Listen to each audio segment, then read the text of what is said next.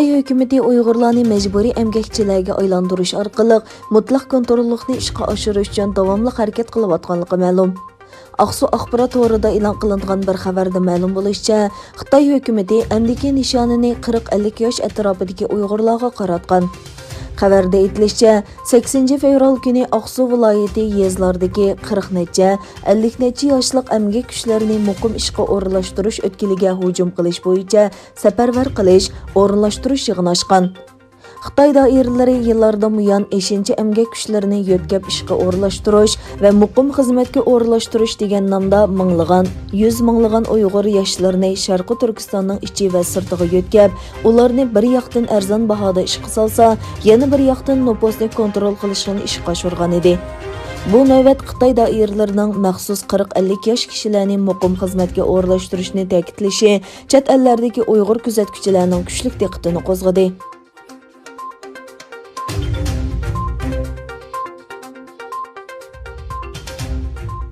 Xitoyning Sharqi Turkistondagi jazo lagerlari va irqiy qirg'inchilikqa qarshi Qaysariyada harakat tashkillagan Uyg'urlar soqchilarning to'sqinligiga uchirdi. Faoliyatga qatnashgan bir kichik qizning cho'qonlari qalblarini larzaga soldi. U o'zining ota-onasi Xitoy tarafidan jazo lagerlariga elib ketilgan minglagan bolalarning biri ekanligini eskartib, turk va islom dunyosining rahbarlariga xitob qildi va ulardan qarindosh va dindosh bo'lgan Uyg'urlarga ega bo'lishni talab qildi. Uni qo'lga ilishga kelgan soqchilar bo'lsa, atrofga to'plangan ommaning kuchli noroziligiga uchirdi.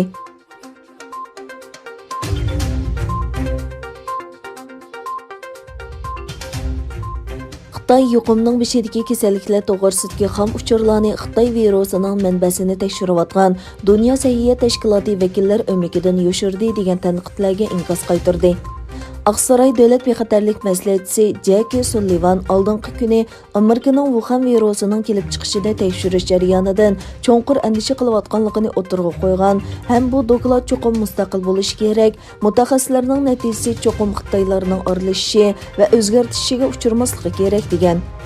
Valkochsi gazetining xabar qilishicha, Dunyo sahiyat tashkiloti vakillar o'mikining bir qism a'zolari Xitoyning yuqumning qandoq va qachon tarqalishiga boshlanganligini belgilaydigan tunji delolar haqida xam uchur bilan ta'minlamaganligini o'tirg'a qo'ygan edi.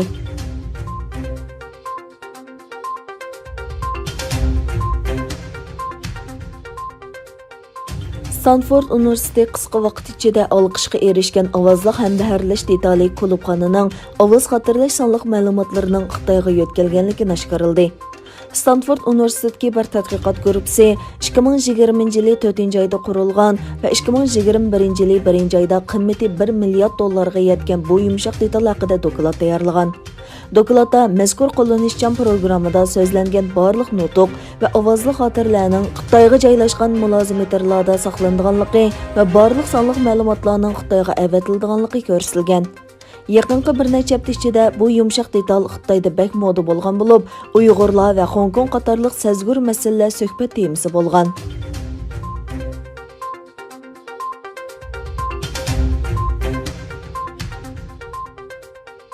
Turkiya qurolli qismlari Iroqning shimolida terrorlik tashkiloti qarshi elib berayotgan harakati jarayonida Gara rayonidagi bir g'orda soqchi, askar va ommadan tashkil topgan 13 turk fuqarosining jasadini bayqagan bo'lib, navbatda 10 kishining salohiyati aniqlangan. Malatya valisi Aydin Barosh muxbirlarni kutib olish yig'inida hayotidan ayrilgan kishilarning kimligi to'g'risidagi uchurlarni ham baharlab, qolgan 3 odamni farqlantirish xizmatining davomlashayotganligini aytdi. Jasad tekshirish natijasi haqida uchur bilan ta'minlagan Malatya valisi Aydin Barosh mundaq dedi.